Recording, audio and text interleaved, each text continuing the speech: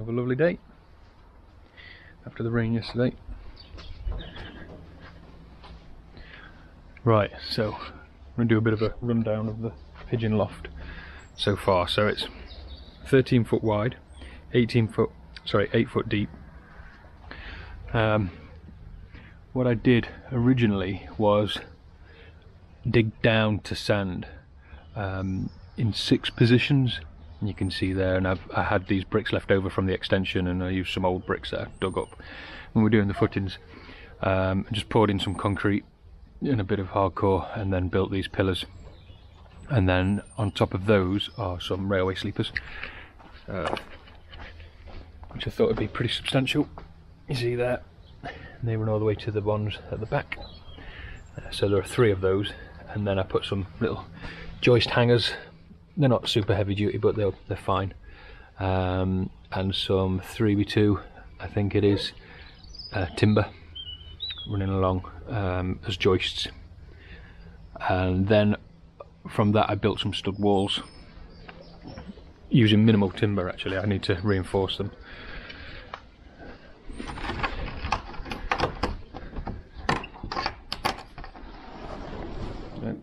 They're going to get some food.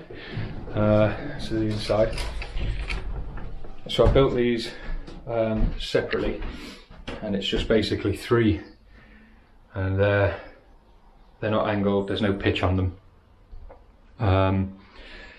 So I built 3 of these to the width of what I wanted to have as the uprights were the width that I wanted to have the doors, and then I just screwed those directly into the railway sleepers. 3 of those, and then I put some spreaders across. I did it over a course of a few days. So this one, as you can see, went up a bit wonky because I left it up overnight. And then from that I just bought some tongue and groove, which was really expensive because it was locked down, kind of, or I just have to lock down. The price of timber's gone up a lot. So tongue and groove all the way around. And then obviously I needed some sort of fall on the roof, and I couldn't decide what kind of material, because if I went, ideally I would have gone for OSB and felt, but obviously you've got to replace that every 4 or 5 years. Open, I might have to put some mesh there just to stop any birds getting in. The only other thing I was thinking is, obviously on YouTube quite a lot, and you see what happens when predators get in. I mean, we don't really have much here that I'm aware of. I mean, rats are probably the only thing that might get in, so. But you have seen, when I'm driving late at night, I do see the odd stoat and weasel and stuff around the country lanes. So, you know, the smell of this place, does that smell like McDonald's to them? Are they going to end up coming in and, you know, trying to find their way in? And if so, you know, they're tiny little mustelids. I imagine they'll get in quite easily for any gaps they'll be able to exploit. I mean, they won't, I don't know if it's an issue around here or with other people. If you're anywhere in the East Midlands in England, and you have that as a problem, then comment please, because like I say, I don't really know. I shut these off, so I made these little sliders I mentioned in a previous video, put those boards up, and that closes that off. I'm going to put something a little bit more permanent on the trap. I've just got that bungee to hold them out of the way when I'm trying to train them at the moment. And then obviously the inside, I've got these V-perchers, which were about £1.50 each, not very expensive. They're quite simple to make, but excuse me, it was easy enough to just buy them. And I'll put some more up here. I might go for boxes in this side, but I haven't decided yet. And then I put another little window in there because this loft is north facing, so the birds are trying to get as much sun as they can there, but that'll disappear soon and they won't get any more direct sunlight for the rest of the day. And it's now, it's 9:30. So 9:30 in the morning. So I put a little window there, which I can open that up, and that'll brighten all of this area here. So I know somebody commented on a forum once that that's a good idea to let light shine on the floor. And obviously this door I just built out of the remaining tongue and groove, which was quite easy to do, really. I just measured the height that I needed, pinned them all together, and then put some braces on, and then cut some angles. I've actually used clout nails because that's all I had. I do need to shore that up a little bit more. And then I made a bit of a mess with this because it doesn't sit as square as I would have liked. I didn't plan the loft at all, I just kind of built it as I went, so some things are definitely bodged like this, because I wanted the door to look straight as possible, but it does sit slightly wonky. And I put it on a slider there. And for now it's just got this.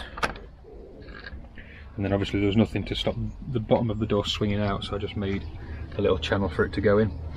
And then I've put this bit of tile that actually, to stop anything getting in at the bottom. The aviary, I just used again the same timber. I think it's what, I think it's called 4x2, but it's more like nominal, probably 3x1.5 or something. I just cut 3 of those, and they sit at the braces.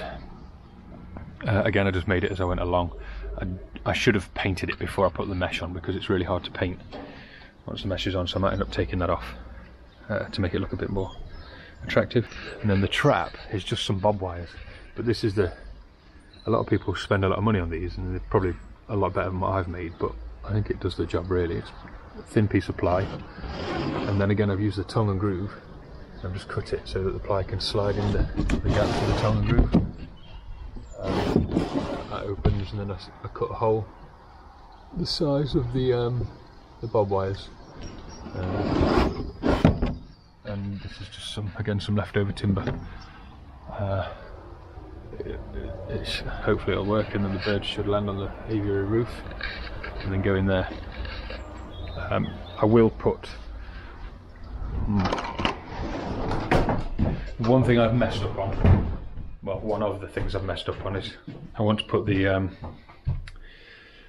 pad, the ETS pad here, and you can make like a little box so I can slide it in and out when it's not in use. The downside of that is it's right where the bloody door is, so if it sticks out this far, I know I'm going to end up catching it, so I might need to put it on a hinge and also work out a way so that when the birds come through they actually go onto the pad and then come off, rather than just taking off and not clocking in. I know that some people put the pads in the trap because once that slider's shut they can't clock in, which I think is the RPA rules. Again, somebody can clarify that if you like in the comments. But I know there's a bit of debate as to whether that's allowed or not, so I think I'll just play it safe and build a bit of a thing that I can slide into there, and I might have to, again, like focus the birds on coming down onto it rather than just going, you know, up and taking off. So that's pretty much it with the loft. Nothing else I can think of, but if there's any other questions or anything anybody's got, then feel free to ask.